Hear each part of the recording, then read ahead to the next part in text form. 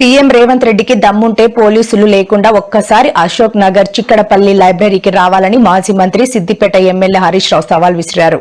బట్టలూడదీసి ఊడగొడతారు అని హరీష్ రావు హెచ్చరించారు. కాంగ్రెస్ నిరుద్యోగ బాకీ కార్డు ఆవిష్కరణ కార్యక్రమంలో మాజీ మంత్రి హరీష్ రావు మాట్లాడారు. రాహుల్ గాంధీ, ప్రియాంక గాంధీలతో అశోక్ నగర్, సరూర్ నగర్ స్టేడియంలో మీటింగులు పెట్టించారు. ఉద్యోగాలు, నిరుద్యోగ భృతి అని మాయమాటలు చెప్పారు. మోసం చేశారు అని హరీష్ రావు ధ్వజమెత్తారు. ఇదే రేవంత్ రెడ్డి ఆనాడు నిరుద్యోగ యువతి యువకుల దగ్గరికి వచ్చి వేడుకున్నాడు, ఎన్నికల్లో వాడుకున్నాడు.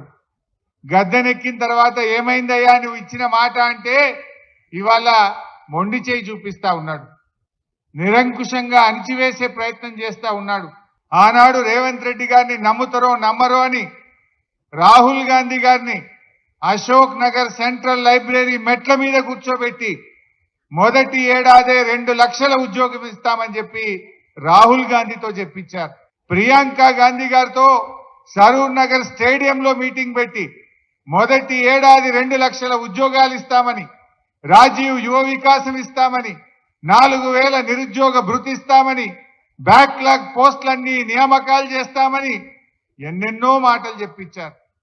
మరి మాటలు చెప్పిన రాహుల్ గాంధీ, మాటలు చెప్పిన ప్రియాంక గాంధీ ఇలా పత్తా లేకుండా పోయినరు.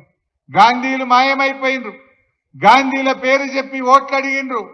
మేనిఫెస్టోలో పెట్టి బాండ్ పేపర్లు పంచి గద్దెనెక్కిన ఇవాళ రేవంత్ రెడ్డి ఏమో ఏమైందయ్యా అంటే ఇవాళ అలా కూర్చున్నాడు, జూబ్లీ హిల్స్ ప్యాలెస్ లో కూర్చున్నాడు. వెనకటికి ఎవడో అట్టపర్వతం ఎత్తి నేను ఆంజనేయ స్వామి అనుకున్నాడట, నెత్తిన ఈక పెట్టుకొని శ్రీకృష్ణుడు అనుకున్నాడట. ఇవాళ రేవంత్ రెడ్డి కూడా జూబ్లీ హిల్స్ ప్యాలెస్ లో పోలీస్ పహారాల మధ్య కూర్చొని ఈయన కూడా అట్లే భావిస్తా ఉన్నాడు. నీకు దమ్ముంటే రేవంత్ రెడ్డి పోలీసు లేకుండా ఒక్కసారి చిక్కడపల్లికో, దిల్సుఖ్ నగర్ కో, అశోక్ నగర్ సెంట్రల్ లైబ్రరీకి రా, నీ బట్టలు కూడా పంపుతారు. అప్పుడు